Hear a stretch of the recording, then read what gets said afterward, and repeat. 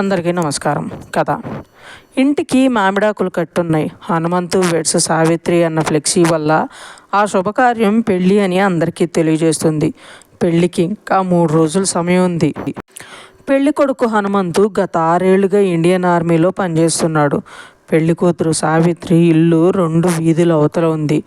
2 ఏళ్ల క్రితం అతను సెలవు మీద వచ్చినప్పుడు అతనికి ఆమెతో పరిచయం ఏర్పడింది. కొన్ని రోజుల్లోనే ఆ పరిచయం ప్రేమగా మారింది. అతను ఉండేది దేశ సరిహద్దుల్లోని సియాచిన్ ప్రాంతంలో. అక్కడ మొబైల్ మాట్లాడగలిగే పరిస్థితులు ఉండవు కాబట్టి ఉత్తరాలే ఇద్దరి మధ్య వారధిగా నిలిచాయి. పోయిన సంవత్సరం మళ్ళీ సెలవు మీద వచ్చినప్పుడు అతను సూటిగా తను ఎంత ప్రమాదకర పరిస్థితుల్లో పనిచేస్తుంటాడో ఆమెకి వివరించాడు హనుమంతు. ఇప్పటికే 3 ఏళ్ళు కాశ్మీర్లోని కౌంటర్ టెర్రరిజం యూనిట్లో, తర్వాత ఈశాన్య రాష్ట్రాల్లో పోస్టింగ్ ఇచ్చారు. అక్కడ కూడా అతను తనను తాను రుజువు చేసుకోవడంతో ప్రస్తుతం అతన్ని సియాచిన్ పంపించారు. ప్రస్తుతం తను ఉన్న దగ్గర పరిస్థితులు ఎంత ప్రమాదకరంగా ఉంటాయో వివరంగా చెప్పాడు హనుమంతు. అన్నీ విన్న ఆమె నవ్వేసి, నీ పేరు హనుమంతు, నిన్ను మృత్యువు ఏమీ చేయలేదు. నా పేరు సావిత్రి. భర్త ప్రాణాలు కాపాడుకోవటం నాకు తెలుసు. నీకేమీ కాదు. మృత్యువు నన్ను దాటి నీ దగ్గరకు చేరదు అంటూ అప్పుడు ధైర్యంగా చెప్పింది సావిత్రి. 2 నెలల క్రితం అతను మరోసారి సెలవుల మీద వచ్చాడు. అప్పుడు వారి నిశ్చితార్థం జరిగింది. ఇప్పుడు పెళ్లి జరగబోతుంది. ప్రస్తుతం హనుమంతు మొబైల్ మోగింది. కాల్ వచ్చింది. అతను హెడ్ క్వార్టర్స్ నుండి సెన్సిటివ్ పరిస్థితుల దృష్ట్యా అందరి సెలవులు రద్దు చేశామని, అతన్ని వెంటనే వచ్చి డ్యూటీలో చేరమని ఆ ఫోన్ సారాంశం. మరో ఆలోచన లేకుండా బట్టలు సర్దుకోసాగాడు హనుమంతు. సావిత్రి పరిగెత్తుతూ హనుమంతు ఇంటికి వచ్చింది. నిన్ను వెళ్ళొద్దని అనే అధికారం నాకు లేదు. ఒకటే కోరుకుంటున్నాను, నన్ను పెళ్లి చేసుకుని వెళ్ళు. మన పెళ్ళికి పందిళ్ళు, పట్టుచీరలు, బంధువులు ఏమీ అవసరం లేదు. నా మెడలో ఒక పసుపు కొమ్ము కట్టి వెళ్ళు అంది. అది చాలు నాకు అని అడిగింది అతన్ని. ఎందుకు, తిరుగురానని భయం వేస్తుందా అని అడిగాడు. అదేం కాదు. నా కడుపులో పెరుగుతున్న మన బిడ్డ సంగతి అందరికీ తెలిసే ముందే మన పెళ్ళి జరగకపోతే తర్వాత ఇద్దరం తలెత్తుకోలేమని అని అనగానే ఆ విషయం అతనికి కూడా అప్పుడే తెలియడంతో ఒక్క క్షణం ఆశ్చర్యపోయాడు. వెంటనే పోయినసారి వచ్చినప్పుడు ఒక బలహీన క్షణంలో తామిద్దరూ దగ్గరైన సంగతి అతనికి గుర్తొచ్చింది. ఆనందంగా ఆమె కడుపు మీద నిమురుతూ, దేశం నా కోసం ఎదురు చూస్తుంటే ఒక్క క్షణమైనా వేరే పనికి కేటాయించలేను. పని అయ్యాక నేను తిరిగి వస్తాను. నీ కోసం వస్తాను. మన పుట్టబోయే బిడ్డ కోసం వస్తాను. ఇలా రహస్యంగా కాదు, అందరి ముందు నిన్ను పెళ్లి చేసుకుంటాను. ఇది నేను నీకు ఇస్తున్న వాగ్దానం అన్నాడు హనుమంతు. సరిగ్గా 15 రోజుల తర్వాత హిమాలయాల్లో తూర్పు కారాకోరంలో పర్వత శ్రేణిలో 20,500 అడుగుల ఎత్తు ఉంది సియాచిన్ గ్లాసియర్. అందులోనే సోనం పోస్టు ప్రపంచంలో అత్యంత ఎత్తైన పోరాట ప్రాంతం. అక్కడ సంవత్సరంలో ఎక్కువ రోజులు ఉష్ణోగ్రతలు -50 డిగ్రీల సెల్సియస్ వరకు పడిపోతాయి. లడఖ్ సైనికుడు హవాల్దార్ సోనం 1980లో శత్రుసేనలను వాతావరణాన్ని జయించి ఈ పర్వత శ్రేణిని భారతదేశం వశం చేశాడు. అందుకే దీనికి సోనం పోస్ట్ అని పేరు పెట్టారు. ప్రస్తుతం ఆ పోస్టులో హనుమంతు రెజిమెంటుకు చెందిన 10 మంది కాపలాగా ఉన్నారు. సోనం పోస్టు భద్రతా రీత్యా దేశానికి అత్యంత ఆవశ్యకం. అదే సమయంలో అది అత్యంత ప్రమాదకర ప్రాంతం. ప్రమాదం శత్రువుల రూపంలో రాదు, వాతావరణ రూపంలో, ఎవలాంచీల రూపంలో వస్తుంది. అక్కడున్న 10 మంది ఆ వాతావరణాన్ని తట్టుకోవడానికి గాను మానసికంగా, శారీరకంగా అత్యంత కఠినమైన శిక్షణ పొందినవారు. ఆ రాత్రి ఆ 10 మందిలో కొంతమంది టెంటులో నిద్రపోతున్నారు. మరికొంతమంది గార్డు డ్యూటీలో ఉన్నారు. హనుమంతు టెంటులో ఉన్నా నిద్రపోవడం లేదు. అతన్ని అంత హడావుడిగా వెనక్కి పిలిపించిన యుద్ధ వాతావరణం ప్రస్తుతం లేదు. 2 దేశాల మధ్య టెన్షన్లు తగ్గుముఖం పట్టాయి. బహుశా మరొక 10 రోజుల్లో తను ఊరు వెళ్ళగలుగుతాడేమో. తనింత త్వరగా వస్తాడని తన ఇంట్లో వాళ్ళు కానీ, సావిత్రి కానీ ఎవరూ అనుకోరు. ముఖ్యంగా తనను చూసిన సావిత్రి ఎలా ఫీల్ అవుతుందో ఊహించుకుంటేనే అతని మనసు అమృతం తాగినంత ఆనందంతో నిండిపోతుంది. ఇంతలో అతని ఆలోచనలు భగ్నం చేస్తూ ఒక సన్నని రొద వినిపించింది. 1000 మీటర్ల పొడవు, 800 మీటర్ల వెడల్పు ఉండి లక్షల టన్నుల బరువున్న ఒక పెద్ద మంచు శిల పర్వతం నుండి విడివడి సోనం పోస్టుల వైపు దొర్లుకుంటూ వస్తుందని అతనికే కాదు ఎవ్వరికీ తెలియదు. ఆ రొదేమిటో ఎటు నుండి వస్తుందో తెలిసేలోపే సోనం పోస్టు మీద ఉన్న అందరూ 25 అడుగుల మంచులో కురిగిపోయారు. సోనం పోస్టుకు కొద్దిగా కింద మరికొంతమంది సైనికులు ఉన్నారు. అక్కడ ఉన్న కంపెనీ కమాండర్ ప్రతిరోజు ఉదయం 4 గంటలకు సోనం పోస్టు మీద నుండి రేడియో సిగ్నల్స్ రావాలి. ఆ రోజు అది ఇంకా రాలేదు. -50 దగ్గర రేడియో పనిచేయకపోవటం అన్నది సర్వసాధారణం. అయితే 5 గంటలైనా సిగ్నల్ రాకపోవడంతో అతను కంగారు పడ్డాడు. ఎట్టకేలకు 6 గంటలకు అతనికి ఒక రేడియో మెసేజ్ వచ్చింది. మేము పూడుకుపోయాం సాబ్ అంటూ నీరసంగా వినపడుతుంది హనుమంతు స్వరం. అంతే, మేజర్కి ఏం జరిగి ఉంటుందో అర్థమైంది. అతను ఒక్క క్షణం కూడా వృధా చేయలేదు. ఒక పక్కన రెస్క్యూ టీంని ఏర్పాటు చేస్తూనే మరోవైపు మరికొద్ది దిగువగా 15,000 అడుగుల ఎత్తున ఉన్న కుమార్ పోస్ట్లోని తన కమాండింగ్ ఆఫీసర్కి మెసేజ్ చేశాడు. మరొక 10 నిమిషాల్లో ఆ వార్త లేలో ఉన్న బ్రిగేడ్ ఆఫీస్కు, ఉదంపూర్లో ఉన్న నార్త్ కమాండ్ హెడ్ క్వార్టర్కు చేరిపోయింది. సెకండ్లలో అదే వార్త ఢిల్లీలో ఉన్న ఆర్మీ చీఫ్కు, రక్షణ మంత్రికి చేరింది. సంఘటన తెలిసిన 2 గంటల్లోపే హెలికాప్టర్లో సోనం పోస్ట్ మీద అనేక మంది మనుషులు జారవిడుస్తున్నాయి. సైనికులు, పనివాళ్లతో పాటు డాక్టర్లు, పర్వతారోహకులు వచ్చారు. మెటల్ డిటెక్టర్లు, మంచు తవ్వే పరికరాలు వచ్చాయి. వాసన చూసి మనుషుల జాడ పసికట్టే కుక్కలు చేరుకున్నాయి. మధ్యాహ్నానికి సోనం పోస్టు మీద ఉన్న మనుషుల సంఖ్య 50కి చేరింది. అయితే అక్కడ పరిస్థితులు చూశాక వారి మొహాల్లో నవ్వు లేకుండా పోయింది. కొన్ని గంటల క్రితం వరకు అక్కడ ఒక మిలిటరీ పోస్ట్ ఉన్నదన్న విషయం గుర్తించడానికి కూడా వీలు లేకుండా మొత్తం ఏరియా మంచులో కూరుకుపోయి ఉంది. కొన్ని క్షణాల్లోనే నిరాశ నుండి తేరుకుని రెస్క్యూ ఆపరేషన్ మొదలుపెట్టారు. 20,500 అడుగుల ఎత్తున శారీరక శ్రమ చేయటం మామూలు విషయం కాదు. ప్రమాదంలో ఉన్న వారిని రక్షించే ప్రక్రియలో మరెవరూ ప్రమాదంలో చిక్కుకోకూడదు. అందుకే ఎవరిని అరగంట కంటే ఎక్కువ పనిచేయడం లేదు అధికారులు. రొటేషన్ పద్ధతిలో వారిని మారుస్తున్నారు. వారి దగ్గర ఉన్న పరికరాలేవి మంచు అడుగున ఉన్న మనుషుల ఆచూకీ కనిపెట్టలేకపోయాయి. ప్రస్తుతం ప్రయత్నం అంతా ఉజ్జాయింపుగా జరుగుతుంది.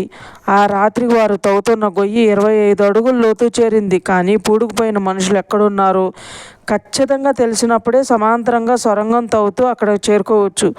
ఆ రాత్రి పూర్తిగా చీకటి పడిపోవడంతో రెస్క్యూ ఆపరేషన్ తాత్కాలికంగా పాపి అందరూ టెంపరీగా ఏర్పాటు చేసిన టెంటుల్లోకి వెళ్ళిపోయారు. హిమాలయపు శిఖరాల మీద 10 మంది భారత సైనికులు అవలాంచి కింద కూరుకుపోయిన ఘటన టీవీలన్నింటిలోనూ వచ్చింది. వరుసగా చదువుతున్న 10 మంది పేర్లలో హనుమంతు పేరు కూడా ఉండడంతో అతని ఊరు ఉలిక్కిపడింది. అతని కుటుంబ సభ్యులు గొల్లుమన్నారు. ఇక సావిత్రి అయితే షాకుకి గురయ్యి శిలలా మారిపోయింది. ఆ విషయం తెలిసిన దగ్గర నుండి ఆమె కళ్ళు మూతపడలేదు. శూన్యంలోకి చూస్తూ ఉండిపోయింది. ఎవరూ బాధపడవద్దు, హనుమంతు వస్తాడు అన్న మాట తప్ప ఆమె నోటి నుండి మరో మాట రావడం లేదు. తెల్లవారుగానే సోనం పోస్టు మీద సహాయక చర్యలు మళ్లీ మొదలయ్యాయి. మధ్యాహ్నానికి పనుల్లో నిమగ్నమైన వారిలో నిరాశ, నిస్పృహలు మొదలయ్యాయి. అప్పటికే దుర్ఘటన జరిగి 24 గంటలు దాటింది. మంచు కింద కూరుకుపోయిన ఏ మనిషి అయినా అసలు అంతసేపు బతికి ఉండడమే గొప్ప. ఇప్పటి వరకు ఏ ఆచూకీ దొరకలేదు అంటే ఇక ప్రాణాలతో ఎవరూ బతికి బట్ట కట్టే అవకాశం లేదనే నిర్ణయానికి వచ్చేశారు అందరూ. ఇంతలో మరోసారి రెస్క్యూ టీం రేడియో మోగింది. మళ్ళీ హనుమంతే మాట్లాడుతున్నాడు. అయితే అతని మాటలు నిన్నటి కంటే నీరసంగా ఉన్నాయి. అక్కడ ఎవరికీ అది ఎలా సాధ్యమో అర్థం కాలేదు. ఒక మనిషి మంచులో కూరుకుపోయి ఇంతసేపు బతికుండడం మెడికల్ సైన్స్కే విరుద్ధం. వెంటనే ఆ రేడియో సిగ్నల్ని బట్టి లొకేషన్ డిటెక్ట్ చేసే పనిలో పడ్డారు వాళ్ళు. సక్సెస్ అయ్యేలోపే రేడియో బ్యాటరీ అయిపోవడంతో సిగ్నల్ కట్ అయిపోయింది. కాకపోతే ఆ రేడియో మెసేజ్ని అక్కడున్న అందరిలో మరింత ఉత్సాహం నింపింది. అవలాంచి వచ్చిన సమయంలో కాంక్రీటు దిమ్మల్లాంటి పెద్ద పెద్ద మంచు పలకలు హనుమంతు బృందం ఉన్న టెంట్ మీద పడ్డాయి. మిగిలిన వారి మీద సరాసరి మంచు కానీ మంచు దిమ్మలు కానీ పడగా హనుమంతు మీద మాత్రం 2 భీకర పలకాలు ఏటవాలుగా ఒకదాని మీద ఒకటి పడ్డాయి. ఆ 2 దిమ్మల మధ్య ఏర్పడిన ఖాళీ స్థలంలో చిక్కుకుపోయాడు అతను. అతనికి అవసరమైన ఆక్సిజన్ ఆ ఖాళీలో ఉండడంతో అతను ఇంకా బ్రతికే ఉన్నాడు. అయితే ఇప్పటికీ సహాయక సిబ్బంది తెలియంది మంచు కింద ఉన్న మనుషులు ఖచ్చితమైన లొకేషన్. అది దొరకనంత కాలం వారి వెతుకులాట గడ్డివాములో సూదిని వెతికినట్లే. మూడో రోజు సహాయ సిబ్బంది సంఖ్య 110కి పెరిగింది. సియాచిన్ బ్యాటిల్ స్కూల్ నుండి వచ్చిన నిపుణులు వచ్చారు. వారితో ఐస్ కట్టర్లు వచ్చాయి. 5 రోజులు గడిచాక మొదటి శవం బయటపడింది. ఒక మనిషి లొకేషన్ తెలిసాక మిగిలిన వారు కూడా ఆ చుట్టుపక్కలే ఉంటారు కాబట్టి ఇక మిగిలిన పని తేలికే అనుకున్నారు అందరూ. సరిగ్గా 144 గంటల అనంతరం మరో 2 మృతదేహాలు కూడా వెలికి తీశాక హనుమంతు ఆచూకీ వారికి దొరికింది. సైన్స్ సూత్రాలనే సవాల్ చేస్తూ ఇంకా హనుమంతు ఊపిరితీస్తున్నాడు.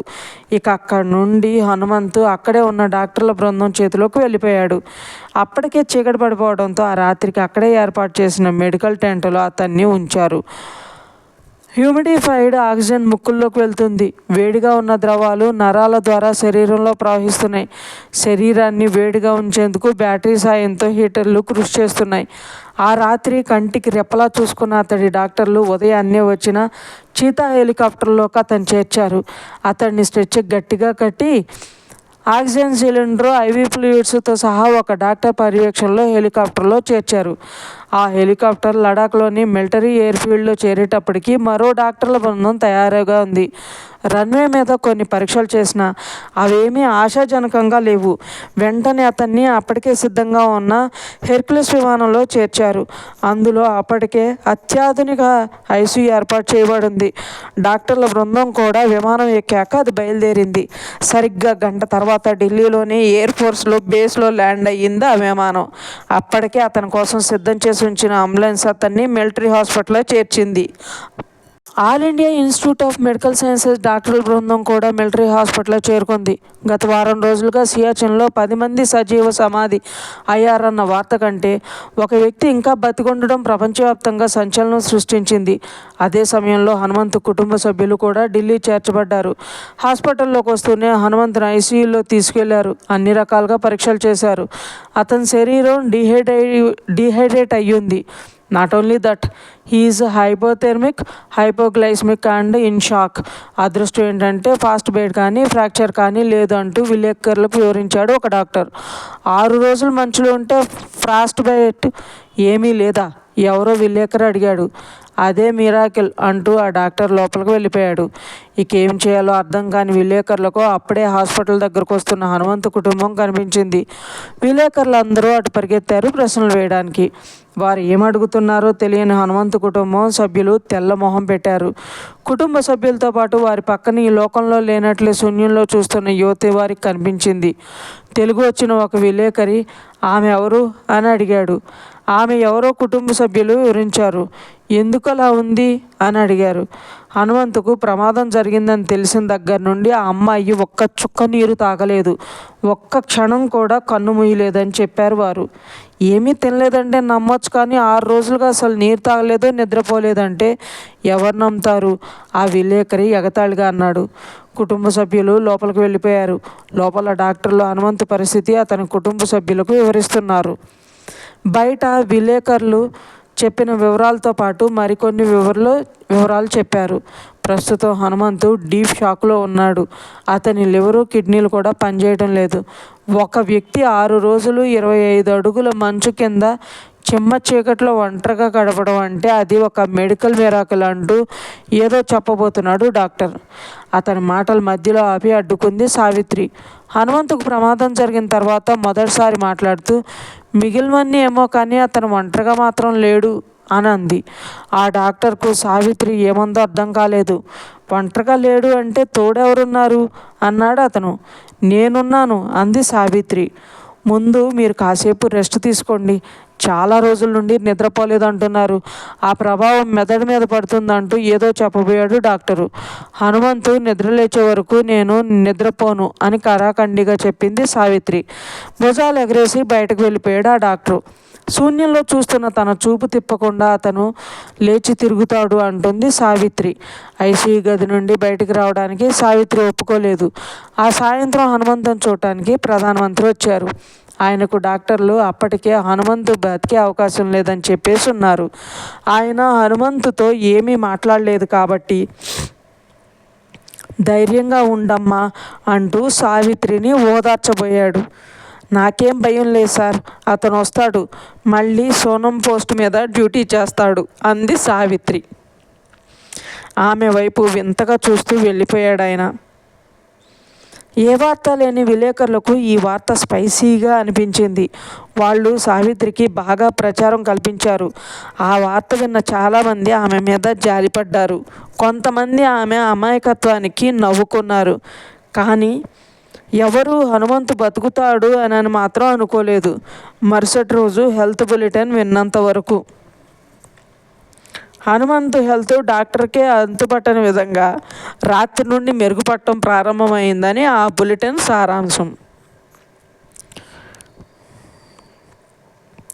సరిగ్గా 30 రోజుల తర్వాత హనుమంతు సావిత్రులను ప్రధానమంత్రి తన ఇంట్లో కలిశాడు. నీ భర్త బ్రతకటం ఒక మిరాకిల్ అమ్మా అన్నాడు ఆయన. ఆయన బ్రతకడు అనుకున్న వారికి అది మిరాకిల్ సార్, నాకు అందిట్లో ఆశ్చర్యమేమీ లేదు అంది సావిత్రి. మరొకసారి ఆమె స్థైర్యానికి ఆశ్చర్యపోయినా తన మొహంలో ఏ భావం బయటపడకుండా మేనేజ్ చేశాడు ఆయన. సరే కానీ హనుమంతు, మంచు అడుగును పుడిగిపోయినా అన్ని రోజులు గడిపావు కదా, అప్పుడు ఏం ఆలోచించేవాడివి అని చెప్పి అడిగాడు ఆయన. నేను నా సావిత్రి గురించి ఆలోచిస్తూ ఉండగా ఈ దుర్ఘటన జరిగింది సార్. పెళ్లి వాయిదా వేసుకుని డ్యూటీకి వచ్చి నేను తిరిగి వచ్చి పెళ్లి చేసుకుంటానని ఆమెకి వాగ్దానం చేశాను సార్.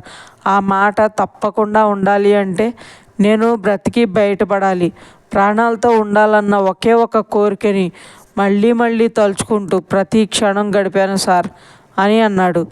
నువ్వు బ్రతకడమే ఒక మిరాకిల్ అనుకుంటే అన్ని రోజులు ఆహారం నిద్ర లేకుండా సావిత్రి ఎలా బ్రతుకుందో ఎవ్వరికీ అంతుపట్టలేదయ్యా. బహుశా మీ ఇద్దరికి ఒకరి మీద ఒకరికున్న ప్రేమే మిమ్మల్ని ఇలా బ్రతికించిందేమో అని ఒకరి చేతులు ఒకరు చెయ్యి వేసుకుని కూర్చున్న జంటని ముచ్చటగా చూస్తూ అన్నాడు ఆయన. ఆ సంగతి తమకి ఎప్పుడో తెలుసన్నట్లు ఒకరి ముఖం ఒకరు చూసి నవ్వుకున్నారు. శుభం ఫ్రెండ్స్, మీకు ఈ స్టోరీ నచ్చినట్లయితే లైక్ చేయండి, సబ్స్క్రైబ్ చేయండి. ఇంతలా ఆదరిస్తున్నందుకు థ్యాంక్ యూ సో మచ్.